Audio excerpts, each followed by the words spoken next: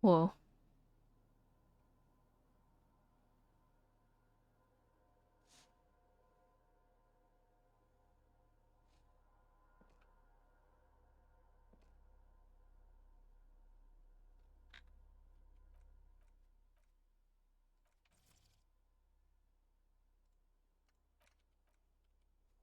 Where's Kim?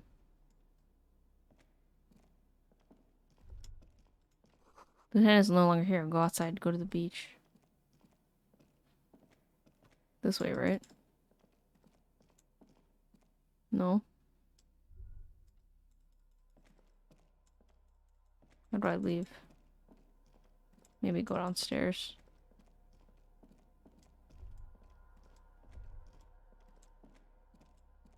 Door's still here, closed. It feels strange somehow. You can't get in. This way? Oh.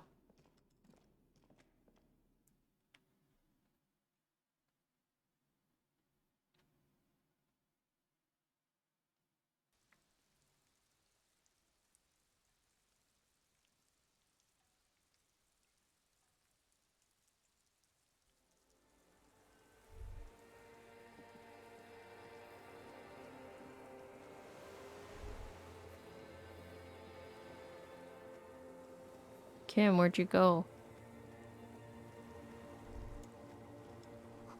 Go down to the chain. There's something there. This way? Or there's another chain.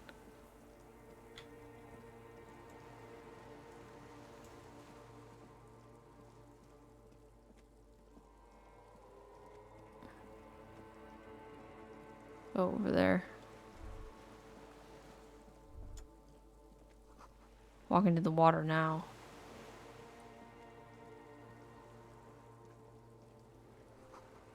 You see her footprints on the water. Whoa. Further.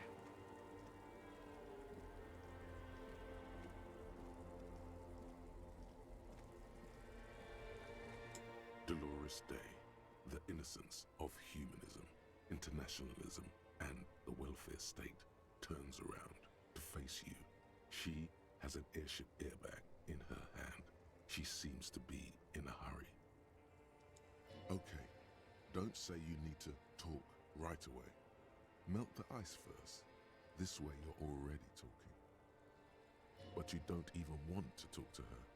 She would only be cold and mean. Let her go.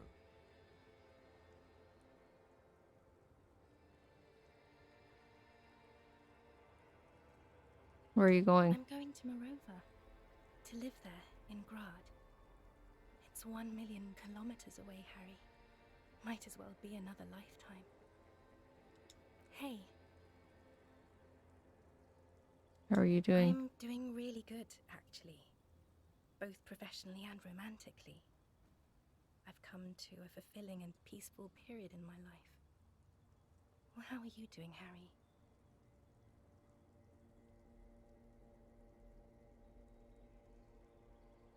I miss you.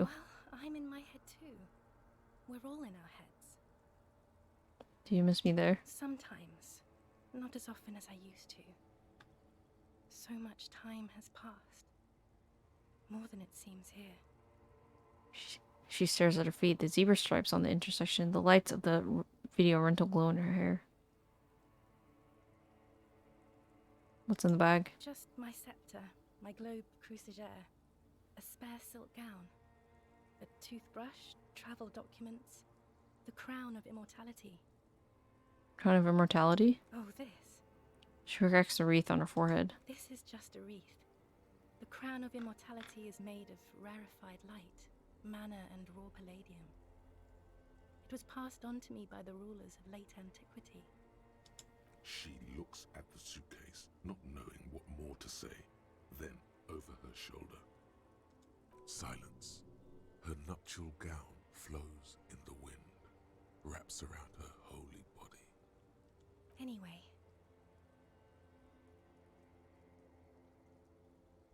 Skin is holy and soft. Something is off. I'm sorry. I was heading to the aerodrome. I just don't have time to... She stops mid-sentence, glances to her red, and looks at her bag. No, Harry. It's just regular skin. I'm not as beautiful as you always thought I was. Let's not get into. She shakes her head. None of the others are as beautiful as you. She does not answer. There's that expression again. Silence.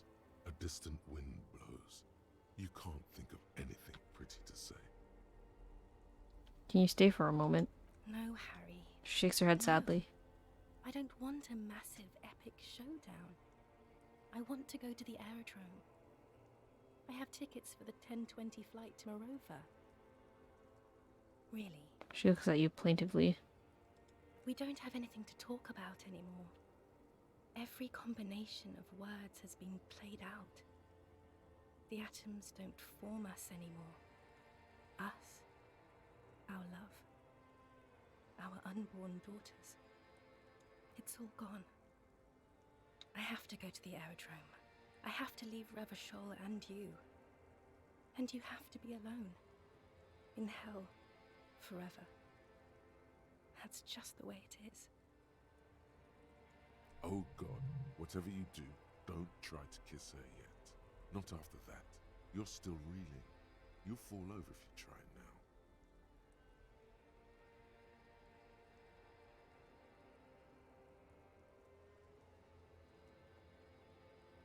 I buy you this figure of the headless fallen rider. I don't want it. It looks expensive. I don't want it. Thought you liked figurines. I thought the figurines were for getting you back. That's not what figurines do, Harry. But then the figurines don't do anything. She looks at the headless found rider between your fingers and doesn't know what to say. The figurines don't do anything? Anything at all. But I thought the historic figure she had. She like war games and figurines. Yes, I thought it would be good. A form of communication where words have failed. Yes, it was a good idea. But she felt obliged by the headless found rider to give you things in return. Things she no longer wants to give you. So she refused. That's how it goes. Your figurine rider idea was naive. What about dice? Harry, I don't want things. I want to go to the aerodrome. I didn't ask for things. It's too late to give me anything. I would have liked the headless fallen rider back then.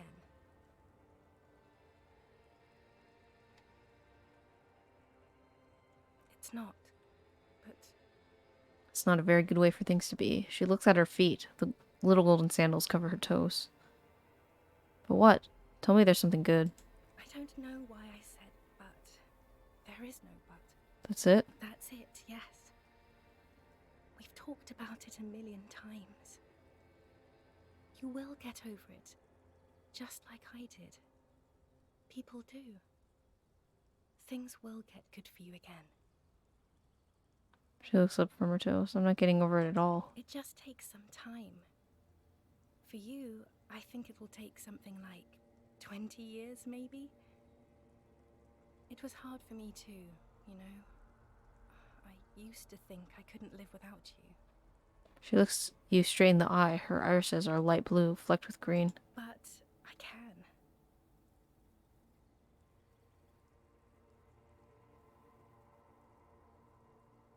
So you felt that way once, that you cannot live without me? Yes.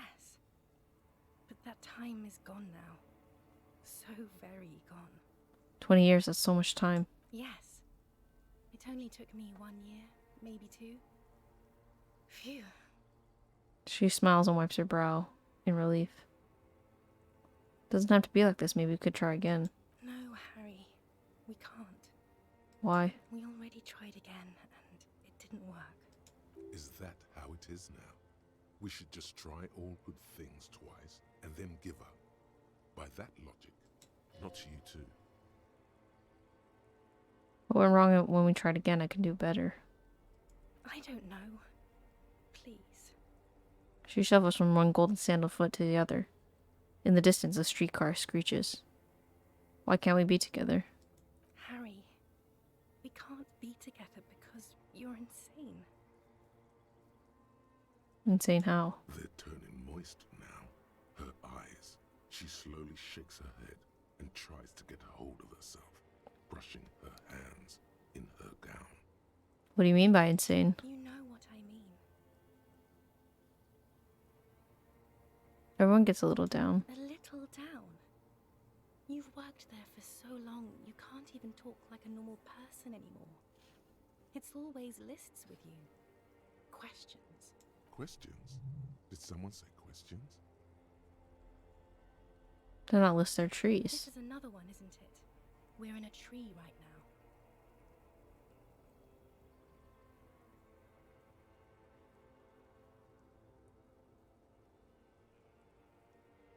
Lists are normal. It's not possible to talk without trees. It's not just the lists or trees or whatever. You get sad, Harry. Too sad. People can't get that sad. It's impossible to watch. She cracks a wreath on her head, with her hands trembling now. Other people get sad too, but not like you.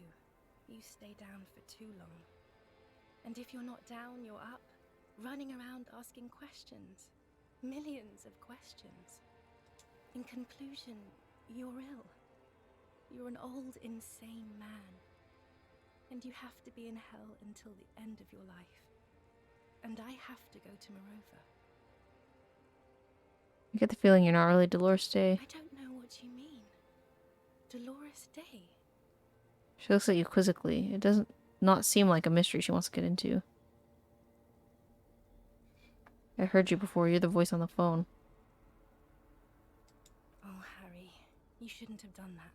She shakes her head very slowly, her white hair brushing her shoulders. Do what? Call me like that. You ruined it. There was still a chance. You should have waited longer. She would have called you instead. I was too impatient. Oh, Harry, do you really think so? We haven't talked in years. I don't want to call you. I don't want to hear from you. I think of you less and less every year. Weeks go by without me remembering you. Months already. Soon it will be years. Every season that passes, the light gets less clear.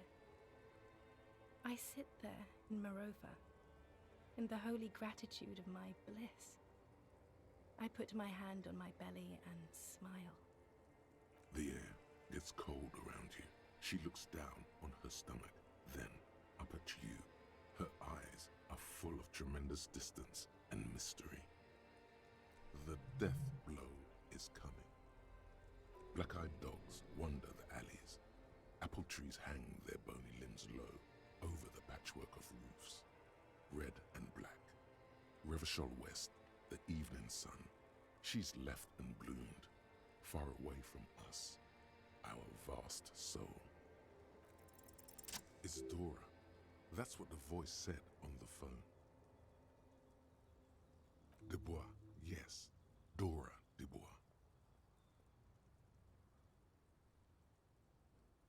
Oh no, no, no, no, no. We're not doing that again. She shakes her head. That was not the death blow yet. You saved yourself. For now. Keep stumbling around and it will happen. No, Harry. She shakes her head. We were married. You wrote me the letter I threw away. Not married. We were engaged then. Living in a little house on the outskirts of central Jamrock. Past the lake that formed when a mainline pipe burst in the early 20s. At the end of a street called... It opens up in front of you, with cracked asphalt and maple leaves brushing your feet. Halos of street lights hang above you. Hunched shadows carry grocery bags home. The lights are on, in the little matchbox on the corner. Voyager Road. Voyager Road 21A. She nods sadly. It was so long ago. It was 1,000,000 years ago, Harry. No, 100 million years ago.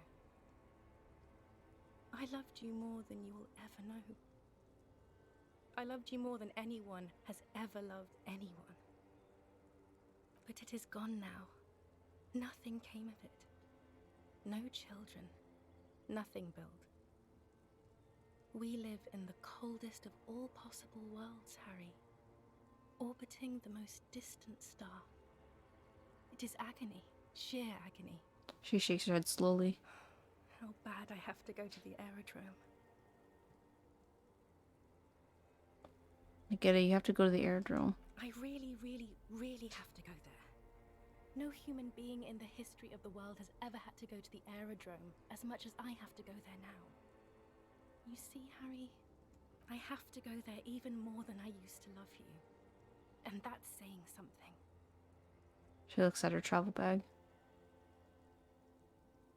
But I thought if I threw away the letter, it would help.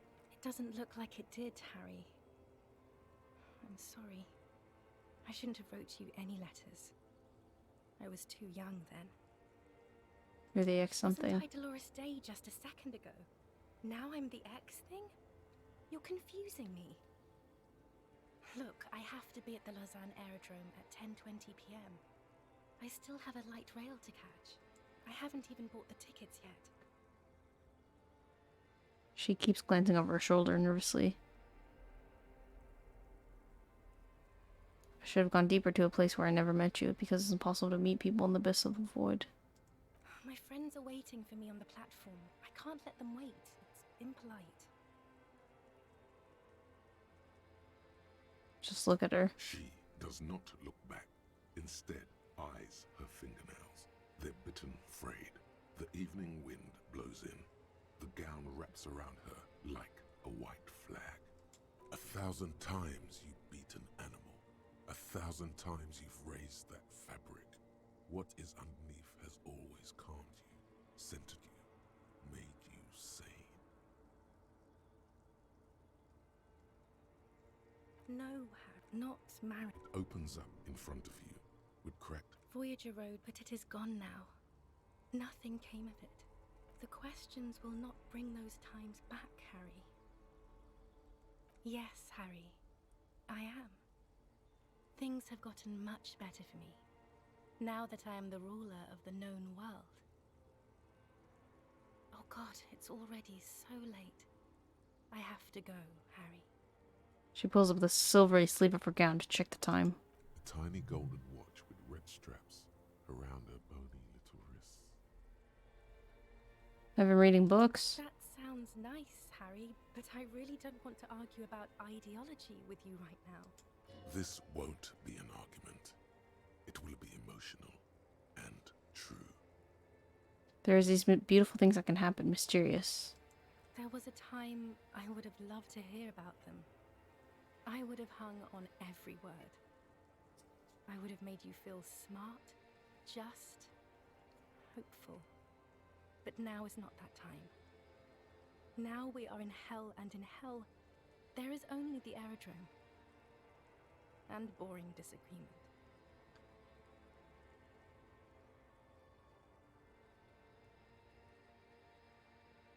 You're not even human. I am actually very ordinary, Harry. Below this gown and wreath, I have an ordinary soul and ordinary thoughts. The only thing inhuman about me is this. She looks around. This thing you've made me into. I'm sorry for saying so, but I just hate it. What is this? This is so far gone, Harry. I don't even... No, you're special. You had glowing lungs. My lungs do not glow, Harry. I am just like all the others. None of us have glowing lungs. Stop making me into some kind of... I didn't ask for them either. They're just a folk tale that has nothing to do with my reign, or the direction I have set our species on. She glances over her shoulder and then back at you. A warm gust wraps her gown around her waist and between her thighs. All the roads will miss her footsteps when she's gone from here. A completely different world.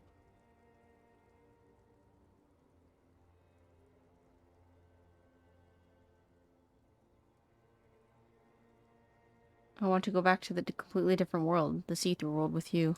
Please, Harry. I don't understand what you're saying. You're pitiful and frightening. A smoky apparition of its former self. Mass murderer. That is very contested by modern historians. Very contested. Plus, She tramples her feet for warmth and adds, you're only saying this because things didn't work out between us. I have to go to the aerodrome now. I don't have time to defend myself from these accusations. Stop making her angry. She won't start loving you again if you call her a mass murderer. Seriously. would you say you haven't behaved like a mass murderer with me? You were very bad to me too. We've talked about it like 7 million times now. I don't want to do that anymore.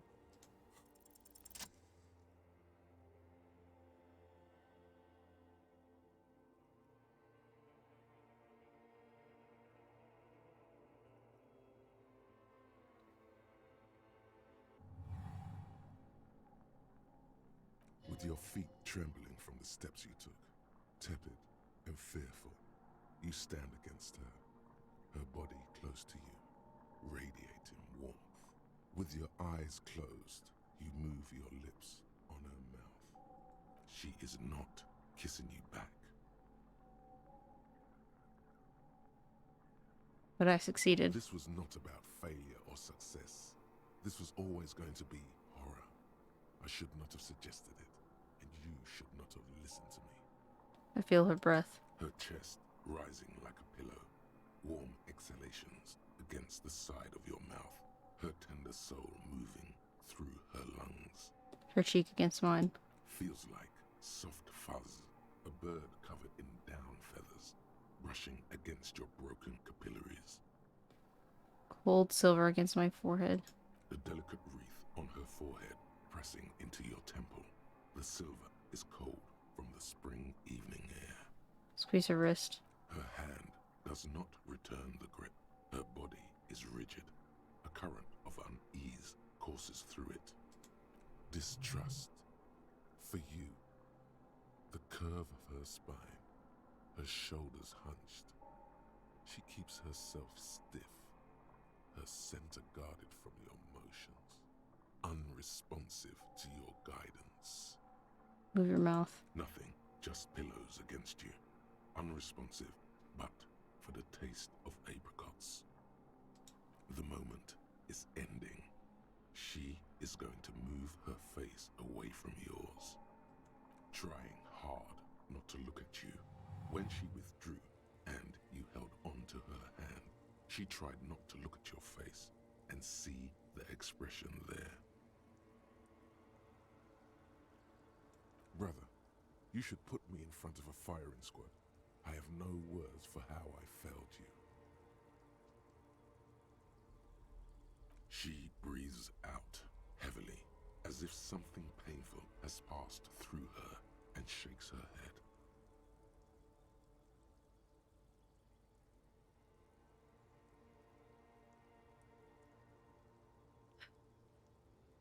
Like, there's so many things that he's saying about the way she feels about him, but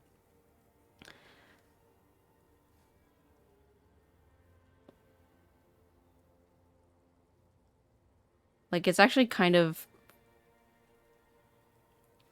I'm trying to think of the right words.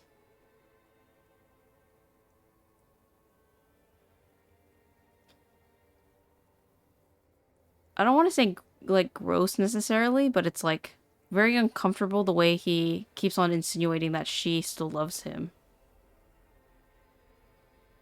Like, half of it is just, like, I don't want you to go, and half of it is just, like, I know you still love me, which is, like... You can't say how someone else... It's not up to you to determine how someone else feels.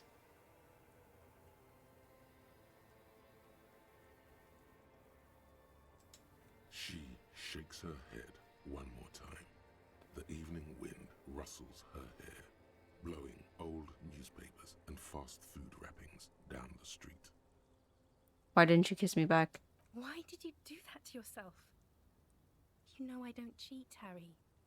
I never cheated on you. That's it then. No, Harry. Not yet. There is one more thing you have to see. She slides her hands down her chest onto her lower stomach and smiles. I'm pregnant. It's his, the man I heard on the phone. Yes, he did it. She looks down at her belly, then up to your old eyes. I terminated yours. Don't you remember, you poor fuck? You poverty-stricken fuck. Now, go ahead. Whoa. Ask me more questions. Let's talk about something else. She wipes her palms into the silk of her gown. No, this has to end. Do the last one. More questions. Ask more. I have to, Harry. Really, I've already missed the 8:30. I'm gonna go now. Her fingers wrap around the bag handle. I was wrong. You don't have power over her anymore. You shouldn't have said that. I am wrong about everything. You should go on without me. You have sworn on a holy oath, Aerie. She herself begged you not to let her go.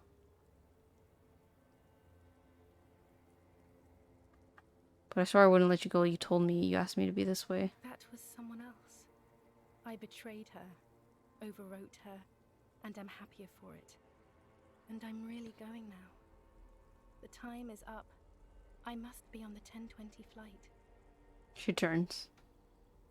Will we ever see each other again? I won't see you, but you will see me. How can that be? Oh, Harry, this is a dream. Can't you see? I'm already in Morova by now. Who knows how long ago this happened? She looks around. A year? 2? 5 years ago?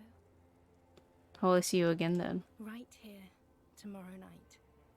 Once this dream starts happening, it keeps happening. 3 times a week, at least. And Harry, it really, really looks like it started happening again. There's the video rental. I'm suffocatingly beautiful. And young. And I smell of tutti frutti chewing gum. Like I did that time when I asked you for forgiveness. After leaving you the first time. So long ago. This is intolerably bad. Oh yes, this is real darkness. It's not death, or war, or child molestation. Real darkness has love for a face. The first death is in the heart, Harry. See you tomorrow.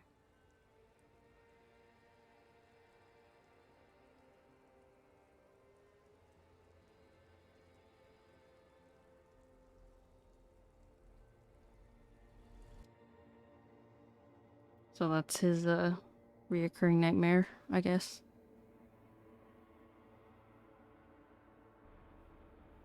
Which explains why he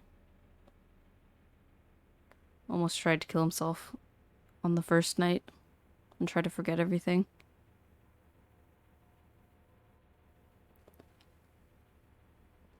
You're up quick. How was your sleep? Actually, it was total annihilation. Swallow the blood and continue. I did not want to wake you. Perhaps I should have? Was it a job dream? No, an ex-wife dream. The lieutenant nods solemnly. I understand. We've all been through similar things. It can be overcome.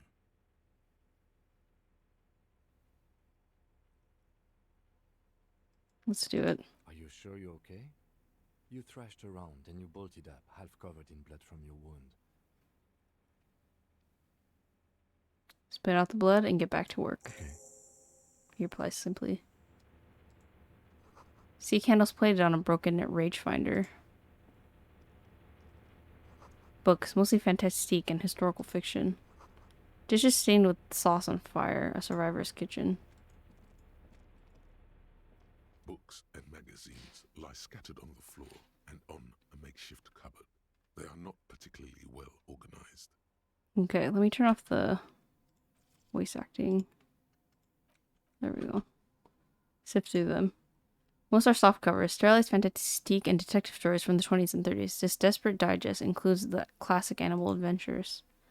Among what is mostly commercial fiction and sterilized stories, you find a magazine, cathodic for electrical engineering. Then it's back to pulp, light erotica, and international thriller about circuit benders. Someone's made themselves a home. Conceptualization. Okay, let's do this really quick.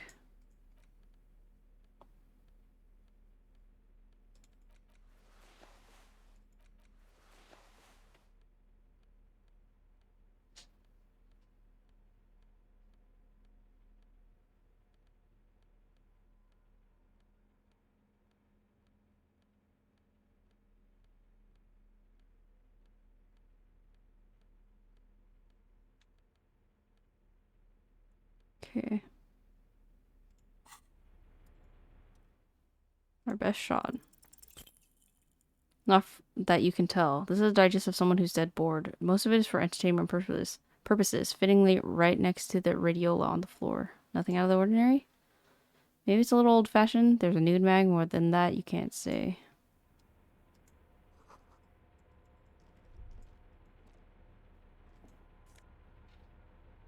Fallen shirt. Wow, we found a fallen shirt. Now we could almost have a full fallen outfit.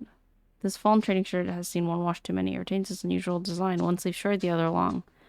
But of its original colors, a giant F swooshes across its chest, now in gray. Interesting. Oh, pants. Oh, a scarf. Army service winter scarf.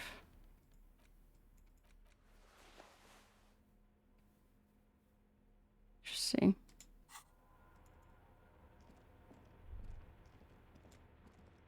What's this? Money. This gray blaster must weigh over 10 tons. Rust peels off of it. You see a small metal door nested inside a larger one, a heavy steel blast door. There's a conventional keyhole above the handle. It's very small. What's on the other side? Another part of the island, probably. The lock looks like it could still be usable.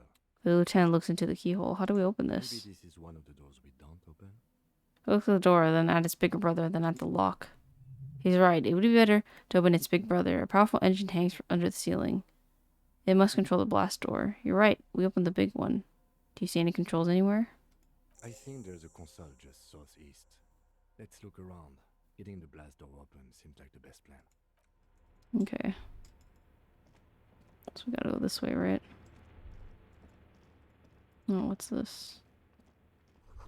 This hatch is jammed shut. Water rushes from below, far down below. We'd also go out this way too. Oh, what's this? Oh. Hidden panel, I guess. Very nice. Green paint flakes off the monoblock aluminum cabinet. There are rows of switches on the front panel, a frequency band, and even a keyboard. The keys rattle like teeth. This keyboard hasn't been functional in decades. What's this The then? console of an anti-computation device. The generator upstairs, with wires coming out. They terminate here. Lieutenant points to the wires running to the machine. Could this be open the blast door? I think, yes. Let's see. That one. The emergency open. Emergency open. The blast door opens with a series of clicks. A shaft of light appears, then widens as the light shines in.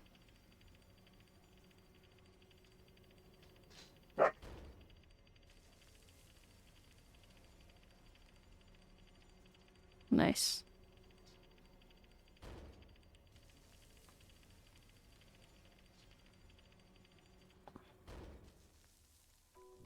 A sudden wave of anxiety makes your skin crawl. After you.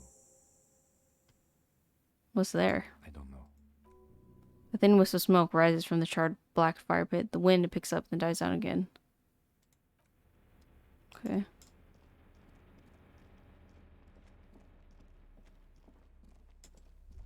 Whoa.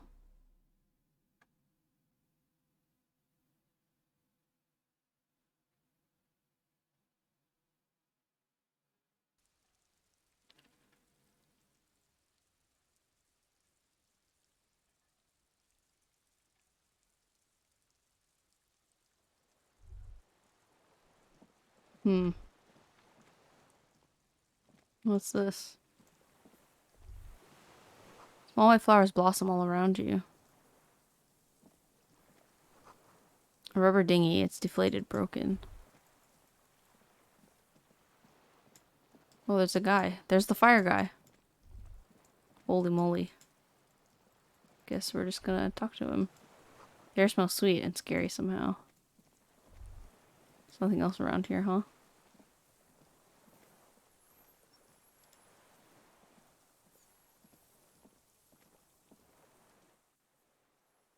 The deserter, an old man wearing tracksuit trousers, leans on the frame stock of his rifle. He gathers a big ball of spit in his mouth and spits it out into the extinguished fire before him. He raises his black eyes, hooded by creased eyelids, to meet yours. Unclouded by cataracts, his eyesight is sharp. He's practically tearing up from spite. Hatred got the best of him a long time ago. This man hates everything.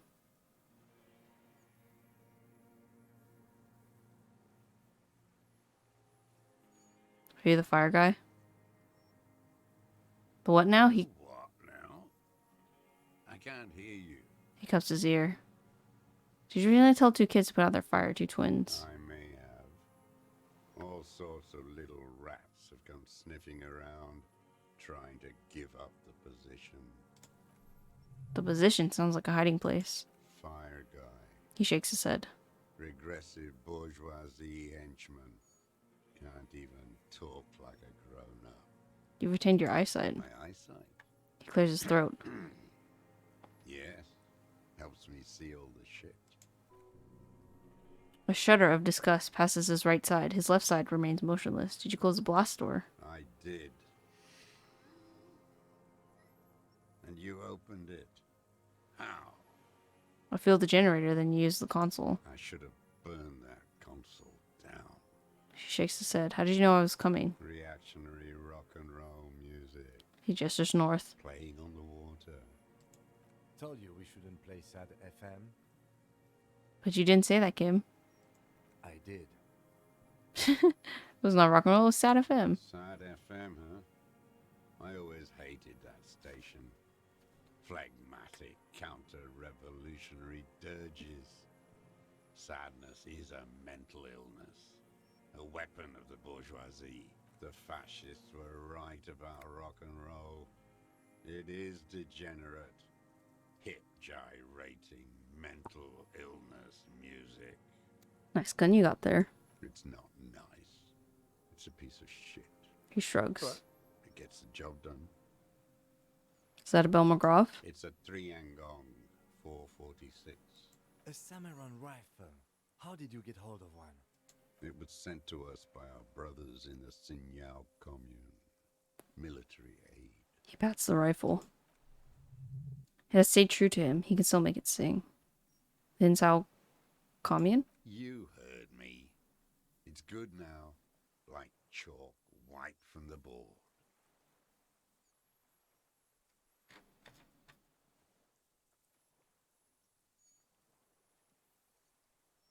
Your weapon has stayed true to you. Mine has stayed true to me too. Yes. I bet you've killed a lot of people with it. His eyes narrow. You fascist fuck. Have you come to make me one of them? His grip on the rifle tightens. We have come to ask you questions. Nothing more. The lieutenant puts his hand on his holster. If you do not comply, we will take you in. Do you understand? Another spitball lands into the ashes. That's all the answer he gives. The danger levels here are hard to read. One moment he's afire, the next a fire gone out. Sir, I need you to put that gun down so we can talk further with the police. The lieutenant pulls his pistol from his holster. You are a glorified night watchman. He looks you in the eye. This is a service rifle. I can only lay it down before an enemy commander of corresponding rank. His elbows rest on the frame of stock, calmly for now, but he may still get it in his hands. Looks like he knows the weapon.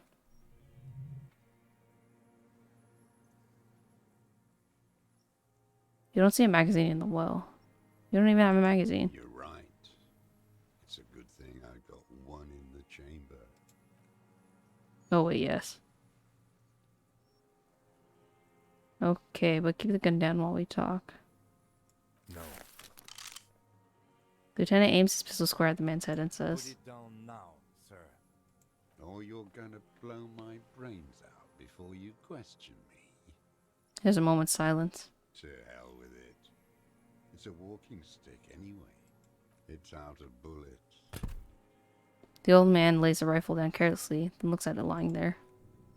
Like an amputated limb in the sand. Pick up the gun lying in the sand. His gaze follows your motions. The rifle feels surprisingly light in your hand, frame stocked and patched in places with tape and wire.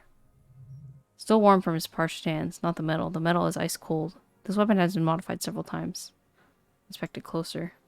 The rifle's in a shabby state, like a crutch that's been seen too much travel. Hieroglyphs are embossed into the forearm made of walnut. On the butt, you see Vespertine writing, burnt into the wood. Triangong 446mm, made in his sinew. Is that what he said? It has to be a Belmagrave. We were just guessing. From ballistics, it could easily be a Triangong too. It doesn't matter if it was made in Shanti Shanti. All it has to do is use jacketed ammunition. And it does. Mm-hmm. The right type and the right calibre. The lieutenant nods, glancing at the gun. He's liking this. The rifle has been patched and modified several times. I wonder how old it is. The old man does not answer. He just stares in front of him. Still the gun. The old man keeps following your motions with his gaze. His right arm twitches suddenly. Some kind of involuntary response. Something is slightly off with his motorics. This looked very much like the murder weapon. It can be used against him to get a confession in time. I ain't going anywhere. Let's take a look at it really quick. The bolt-action 446 caliber Triangong is a poor man's sniper rifle. Sniper rifle. While not the most reliable of firearms, it is relatively precise due to a very manageable recoil, thus allowing the shooter to make multiple consecutive shots fast. This particular piece is missing a scope, though.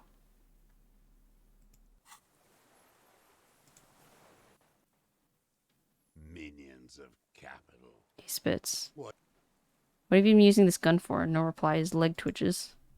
You went in too fast, overeager. Who are you? My name is Josef Lilianovich Dross, Political Commissar of the 114th Anti-Aircraft Division of the 4th Army of the Commune of Revachol. He looks across the water, then back at you. I am a deserter, a partisan, and a prisoner of war. This is my termless surrender. His eyes turns to the reeds again, dread and dull. The commune of Revachol? Do you mean the ICM? Your holdover from the... The lieutenant forgets to close his mouth. From the Insulindian Citizens Militia, the army of the revolution. I was recruited in Jamrock in 07, trained in the École de Contrôle Orient, and consigned to emergency defense duties in 08. I left my unit on the eve of the landing. When I returned here on May 14th, the commune had fallen. Still armed and ideologically trained, I wrote a criticism of myself and resumed partisan duties. How long have you been on this island? 43 years. No, He looks into I've the, been on other islands too. looks into the fire. A wisp of smoke rises from somewhere between the charred logs. I was in Resurrection until they turned it into a spa in 18. Then I was an E48, a nameless sound, until the sea washed over it. Then I came back here. That was 22 years ago. You've been hiding here for 43 years? 43 years and 10 months. That's insane. It's not how a human being should live. But I had to. He grimaces, clearly in pain. Just forget. I couldn't just forget what I saw. He just couldn't. You couldn't give up. But he can now. What have you been doing during all this time? Hiding, fishing, waiting. He looks across the water. Where the afternoon grows late, on the route to St. Ghislaine, people walk home. Streets will soon be lit. Further inland, the streets are alive with workers, men, women, children, street hawks, and migrant laborers. The temperature is steady, while the cumulus clouds form above Precinct 41. Always waiting. The old man turns his eyes from the shore and back at you. For what? For her to return. Her who? Girl, child, revolution.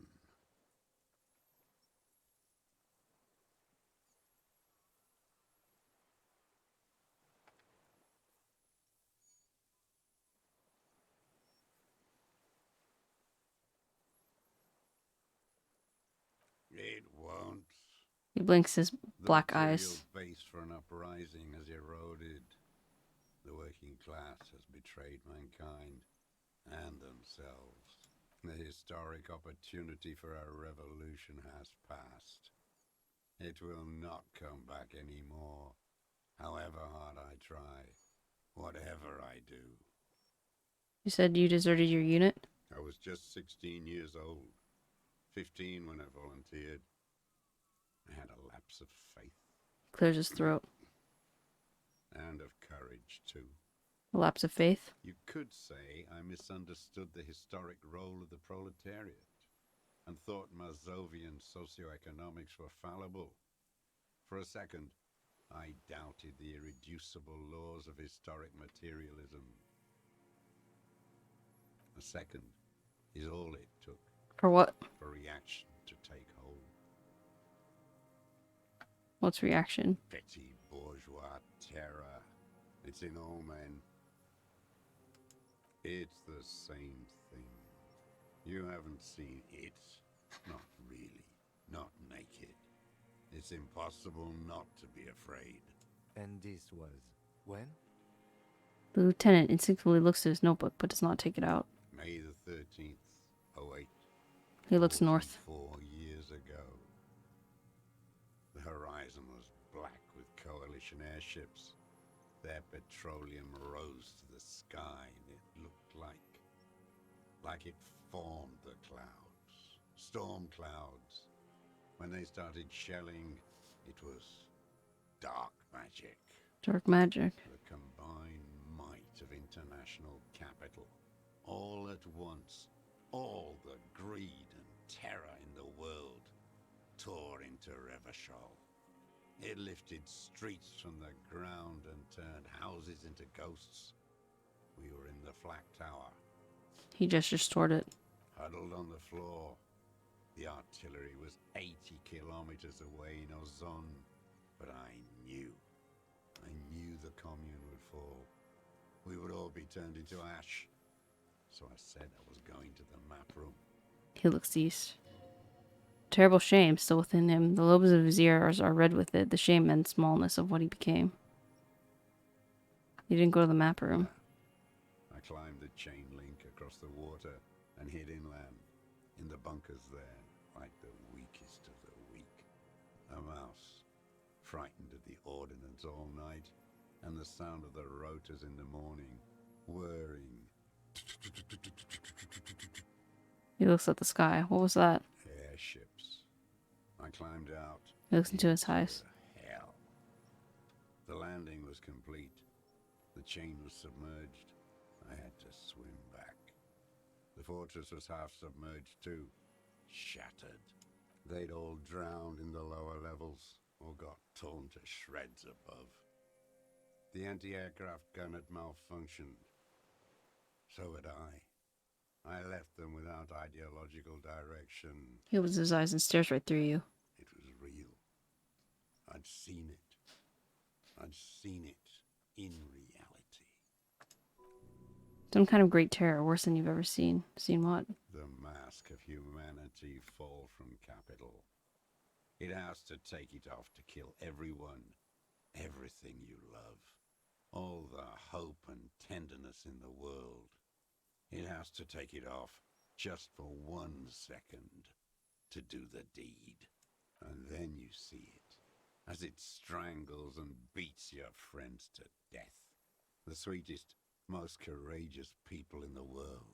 He's silent for a second. You see the fear and power in its eyes. then you know What? that the bourgeois are not human. Let him finish. I had to fight it. I had to never stop. The old man falls silent. His black eyes keep piercing your skin as he looks to some great distance behind you, shaking his head slowly, retreating from it.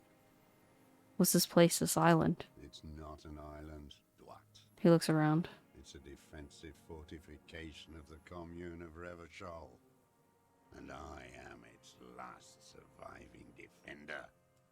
Mm-hmm. How have you survived all this time? How does anyone survive?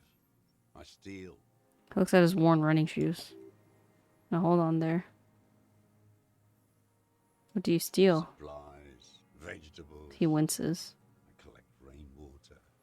It's the life of a dog, not a human being. He coughs once more and then puts his hand on his belly. How is your health, Mr. Dross? I've been throwing up blood since winter. Red, like beetroot. Been passing it in stew, too. The RCM can provide medical services. You need to be looked over. I need to die. You don't have medical facilities. You have guns. That's all they give you. Toy guns. A droll smile stretches from his mouth. This is a serious situation. You need to be looked over and we can do it. There's nothing to look over. The triage is in, and it's black. Administer morphine. Moribund. How have you coped mentally? I haven't. I have holes in my brain. Years missing. Others filled with pain only. A decade of... His eyes roll into his skull and back. I don't even know what. Inferno? You missed the lieutenant's about to say something. I would imagine it gets tremendously difficult mentally to live in isolation. Traitors. It's better alone. He nods toward Martinez. The people of this city turn the lights back on. More and more each year. Ruins, glimmering in the dark. Like a fucking merry-go-round. It's disgusting. He looks down at his shoes. His face parts from the sun and the wind. There's a wince of pain in there somewhere. Are they not heartbroken? How could have they moved on? How have you concealed yourself all these years? It was hard in the tent. He shakes his head. I didn't have partisan training. They were searching for stragglers, those bloodhounds. He closes his eyes. Floodlights on the water at night. There were posters, campaigns. We communards still hoped, and they needed to snuff that hope out. The East capitulated. Martinez and Cold City were turned to dust. He looks south. But Jamrock, Forburg, even Coron, and Boogie Street, of course. Those fucking kips had Marsov coursing through their veins. And others too. Some cordons of Revachol was still fighting. There were cells. I tried to contact them. He shakes his head. Soon they all went silent. The frequency's dead. How did you get between here and the mainland? At night, I used a dinghy.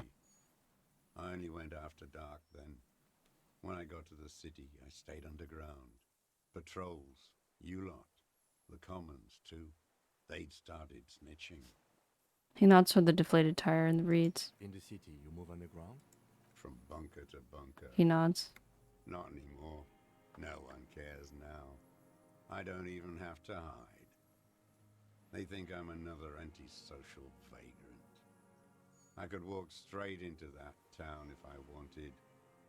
I just... He falls silent, his gaze fixed on the shacks huddled together across the water. Why don't you just walk there? I don't want to. They're all traitors. Pigs, rabbits, and dogs. Men without ideals are only animals. He does not want to see life moving on, people forgetting, drinking, laughing.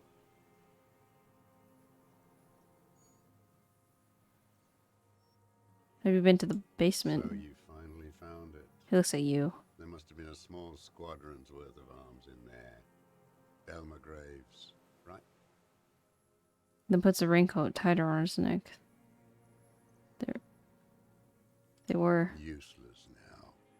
Rusted away. So you've been there. Sleeping. He coughs. Some nights. Ammo scrounging on others.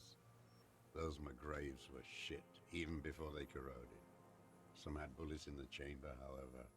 There's a small bunker under the Feld building. Have you stayed there? Propaganda bunker. He coughs.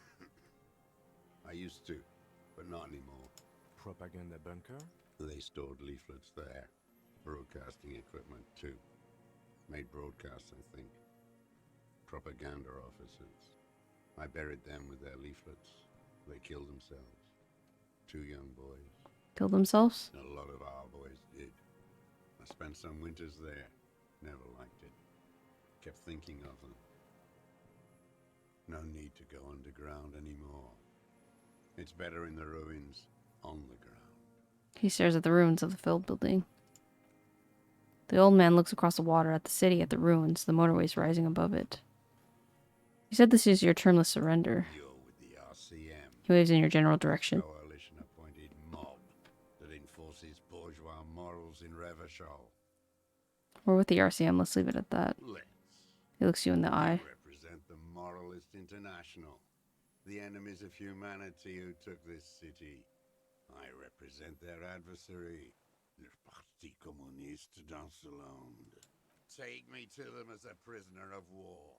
I have relinquished my weapon. I can no longer serve.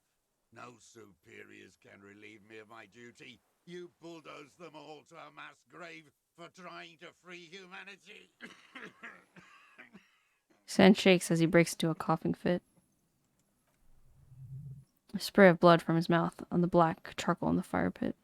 So you're a communist soldier from the communist army? No, I am not a soldier. I am an ideological officer. I belong to the party, not the army. But you said you were trained and assigned to the defense corps. Trained He nods. in historical materialism, then assigned as a political commissar by the party. These things used to mean something. That means you're a trained communist, right? He nods slowly, then another tremor. I'm a revolutionary too. Today the real revolutionizing is done by entrepreneurs. You're part of the meat shield. He squints. The human meat shield that surrounds the fascists and the license holders. You take the fire while they rape and kill. That's what you are. Detective, we have not come here to discuss ideology. He then turns to the old man. We have come to ask questions regarding a murder investigation. Okay, sorry, Kim. The old man spits fire into the pit. He does not say anything more. A jitter passes his lower body. There's definitely something off with his body. Something more than just metabolism. There's nothing serious in this world. He looks at the gun in your hand. It's a farce. Composure. Okay.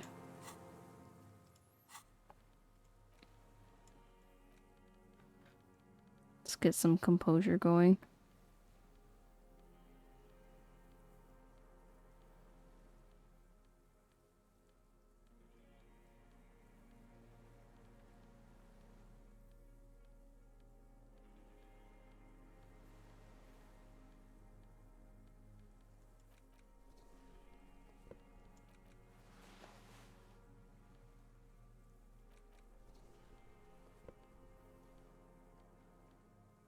Okay. Hold on. Composure, army, winter scarf. Okay. Take that off. 92. Millions of capital. What do you want? What strikes you about this gaunt man is not the stomach pain or the cough or the malnutrition. For a man who spent 44 years hidden in the urban wild, he's surprisingly okay. Indeed, he speaks fluidly. His movements are rapid, if erratic. His voice, despite the cough, is there. It is capable of expressing complicated ideas. Above all, he seems animated. Animated by what? It's a mystery. This animation comes at a cost too. Erratic hands, gestures, thought processes cut off like threads. As he just stares at the logs or the reeds, he also suffers from mood strings bubbling to the surface, unconstrained by his nervous system. Dementia? You've seen demented people before. This feels familiar yet different. When his thoughts move, they are lucid, even keen even, not senile. There's some kind of substance damage, like he's addicted to something, not only the painkillers he's clearly on. Are you some kind of psychoactive, on some kind of psychoactive substance? No, I won't be stuffed full of shit like the rest of this city. It's not a downer, or rather an upper, judging by his snaps. You're on amphetamines. Like some kind of decadent rock star. Doesn't dignify with more than an answer. Perlodon? I don't know what that is. He shakes his head. How's your memory? No, I'm not okay. He- I shit blood, and I'm surrounded by insane people.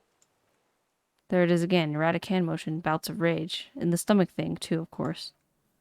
Could it be a symptom of overdosing on something? Something even you have not tried? Keep your eyes peeled. What have I used it for? I've used it for killing people. He looks you dead in the eye. Here we go, a trail of blood. The lieutenant smells it too. Killing people? It's a gun. That's what they're for. You want a moralist euphemism? Defending your family and your property. I haven't done that. I've used it to kill people. Interesting. During or after the war? The lieutenant nods. There is no after the war. He shakes his head and smiles, his teeth rotten black. It's never over. So he's continued killing after hostiles ended. Okay. This is it. You can feel it, like battery acid on the tip of your tongue. Something you haven't felt in a while, but what? This is what you live for. This is the stuff. The serotonin jackpot. The solution. Going straight. No euphemisms. He doesn't like those. No. Be careful now. Sloan said he does it. Make him repeat it first. Don't mess this up. Remember, he wants to tell you. Get personal.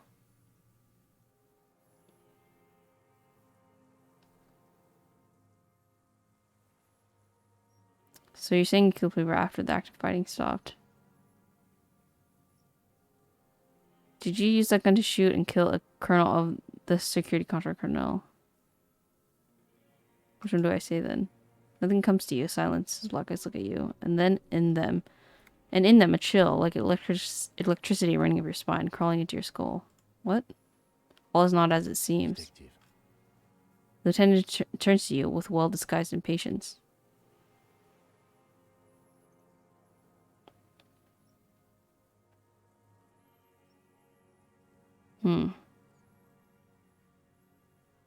I know you want to tell me. Have you killed anyone with a gun in the last week or two? I don't want to tell you anything, you grotesque murderer. And why did you think that was a good idea? Don't listen to me. I'm wrong all the time. Oh my freaking gosh, suggestion. So you're saying you killed people after the active fighting stopped? What did I just say? Keeps shaking his head erratically suddenly. He brushes something out of his eye. What did I just tell you? Don't drop the ball now. Oh my freaking gosh, you guys. Who now? The brain. You guys. Suggestion rhetoric. The who now? He leans in and cups his ear. He heard you. He just wants to hear you say it. You're in.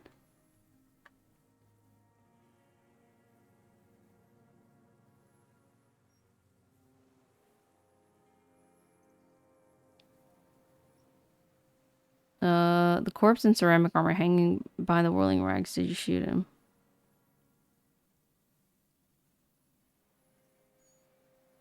The fascist death squad who took a bullet in the mouth right on the night of March 4th.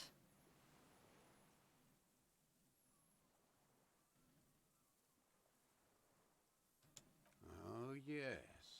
That one. He looks up at the sky and clacks his tongue. Ugly piece of work, that boy.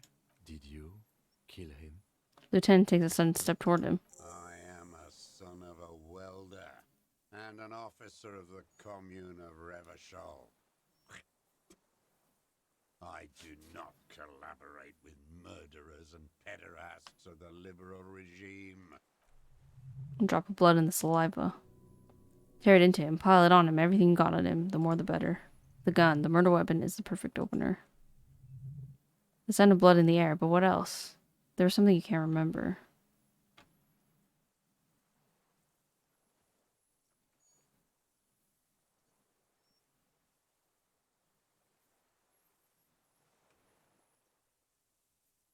What am I forgetting? Wait, here it comes. The Maybells. The dried Maybells on Clausia's roof. Oh, yes. Your Mabel's in the grass when you got here. The revolutionary symbols from the war. Nowhere else. Nowhere in all of Martinez have you seen them this spring. Wait, don't forget the footprints. The diagonal prints in the dust, in the secret place behind Claudia's bedroom.